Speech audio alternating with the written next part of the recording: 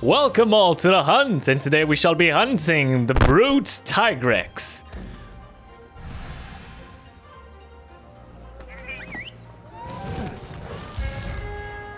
Brute Tigrex is an interesting scenario. First of all, as you will see, this Tigrex is huge, and the only reason for that is because of the event I am currently playing. There's an event quest if you go in the hub that allows you to hunt a brute Tigrex for armor spheres, and you have a chance of having a very small one, a miniature crown, and or a gold crown brute Tigrex. This one's a gold crown. It's not normally this big while in the wild, although the fact that he's bigger actually makes this significantly harder because the hitboxes are larger to begin with. So that's just to say, don't worry, this is not a normal brute Tigrex quest, although if you have to farm the man, this is probably one of the best quests to do so, if only for the fact that you're in the arena. That's the first thing we should mention about this episode in particular. Now, brute Tigrex is an extremely aggressive monster, just like the original Tigrex, but this subspecies, or this variant, I'm not quite sure, distinguish itself with all of the war is doing. If you're looking at the gameplay footage, which you should be doing now, you would see that this man is roaring city, mate.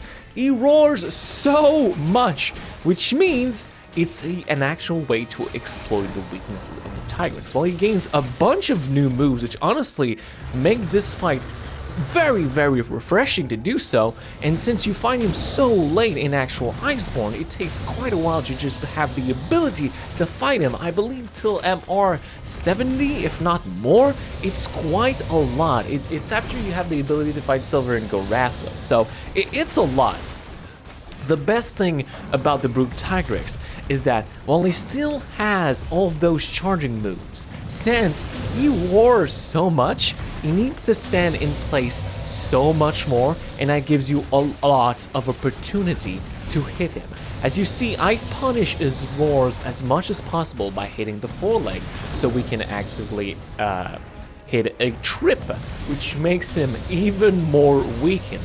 Because just like the original, if you weaken the arm, you nullify the charge.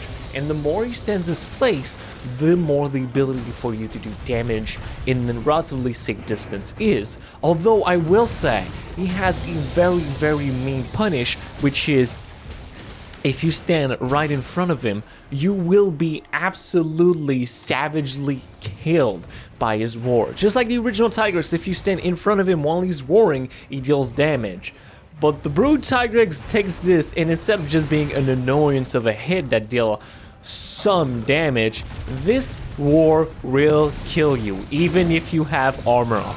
Thankfully for this challenge, since every hit is a death sentence to begin with, this makes it significantly lessen in this challenge and just transform this theoretically more dangerous mechanic of a fight for melee user into an opportunity to deal significantly more damage, which is good. The main thing that you'll have to worry about though is to read how he roars, because depending on how he roars, the fight will change dramatically depending on what you're doing. So what you should not do is do what I did there and try and stand in front of him or position yourself in most of these scenarios. The main thing you want to do is either, again, stay by the sides or try to slide down in the back so you have time for recovery or buffing yourself or sharpening or any of those matters before you actually do anything else. Outside of that, if you stand in front of him, that's a death sentence. Again, knowing the roar is really important. If he reels back one of his forelegs, as you see that the air in front of him kind of gets disturbed or shaken up, that means that he's just going to do a standing roar like he's doing now. If you see him reeling on his side with one of the forelegs forward, as he takes a little bit more time to get up his hair, that means that he's going for his most devastating move, which might as well be one of the worst technical sweeping beam in the entire game. If you don't know any sweeping beams, Safijiva does one, Alatrion does one, Xenojiva does one. All of the big beam monster have a sweeping beam to begin with. Technically, Teal'Shra has one. The brute Tigrex has one too, but made from pure sonic power of his vocal cords. It's awesome. The Brute Tigrex has the ability to essentially unleash a roar so powerful that he will do a sweeping attack that will roar in an angle of 180 degrees. That sweeping beam might as well be also the widest beam you have to technically avoid. And just like any beam that you have, the closer you are to the size of the monster, the technical safer you are. That doesn't mean it's great for every occasion, but it does mean that you have more ability to technically dodge him or to be in a much more favorable position than you would otherwise. Very, very important to know. So again, learn and watch how the wars behave so you can find how they do. Looking at the ground is also incredibly useful because just like I said previously, looking at the ground tells you essentially where he's going to roar. Maybe we'll have a clip soon where you can find that, but really, really watch out for how the environment interacts with him. Very, very good to look at it. Now, when it comes to design, I've always been a fan, and I've stated previously that I'm a big fan of big, bright, colorful creatures. I've said that in the Zinogre episode that I love his coloration, and we'll see that later on with the Stygian Zinogre episode. But when it comes to the Brute Tigrex, while I appreciate the idea that we need to separate the Tigrex a little bit more, what I really love about subspecies and variants to begin with, although they're really incredibly easy to make, I love when we have a distinct physical feature that makes them different. And I guess that wouldn't apply for most subspecies or variants, but look at the Scar Young Garuga. The Scar Young Garuga as a different model where it's missing one of its ears and you see a clear scarred mark that is different than if you break the head of a normal Scar Young Garuga, but it could be scarred in the same fashion later on.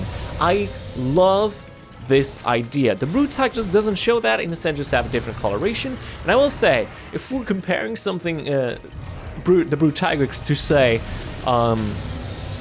the Zurathalos, for example, the Pig Rathian, I will say that this change in coloration is significantly better. Oh, there we go. There's the big sweeping roar. You have to supermine this. It's so wide.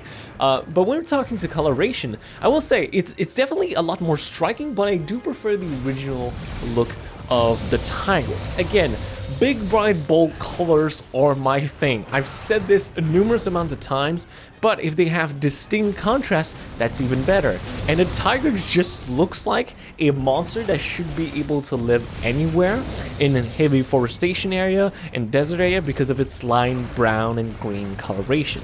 I love that about the original. The Brute doesn't quite land in the exact same location, but it is fairly close to my likings when it comes to coloration. Let's take a little bit of time now to look at the map of the Brute Tigrex, which thankfully very simple, which granted that is a blessing in disguise, by the way. Just go look at the Runer episode, the Runer Nagant episode, for you to have a look at what I'm talking about, or the Safi Jiva episode, which will come out soon. So, if we look at the map real fast, an average of 36 with the head at 55, the back at 25, the stomach at 25, forelegs 45, hind legs 30, tail 35, and the tip also at 35. I don't know why you make a distinction for the tail and tail tip at 35 both, considering that there's literally no differences. It affects almost nothing. If you weaken the tail, you weaken the entirety of the tail. So I don't know why this distinction is made in the model to begin with. Maybe because it shared the same skeleton as Nornaga in the Barioth, which do have differences, but even so, we'll have to deal with that. So this is a very, very, very average looking tab. With that said, I've highlighted this too with a lot of monsters with similar skeletons as the Brute Tigrex, as if you're gonna go for any places, you should go for the forelegs for the maximum amount of damage possible, and where they're tripped, you always go for the head also. That goes without saying, anybody knows this. The thing though that a lot of people don't consider about the Brute Tigrex is that I don't believe it's said within the quest, but breaking the head weakens and will nullify most of the wars that the Brute Tigrex will do. It doesn't mean that it will diminish the power of the wars, but diminish the ability for him to continuously use roar. It will exhaust him faster, it will make sure that you won't have roars as much, it just makes the fight safer in general.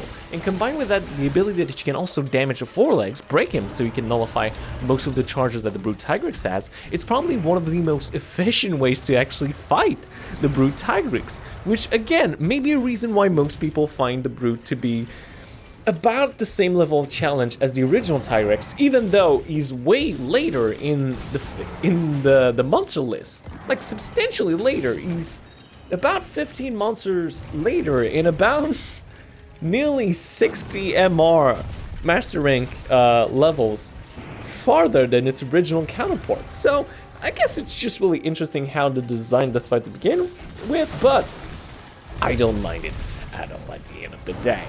Brute Tigrex is still much more the considerable better experience in my book than the original. It's done wonderfully in most cases, and you know what? At the end of the day, I am the one who beat it.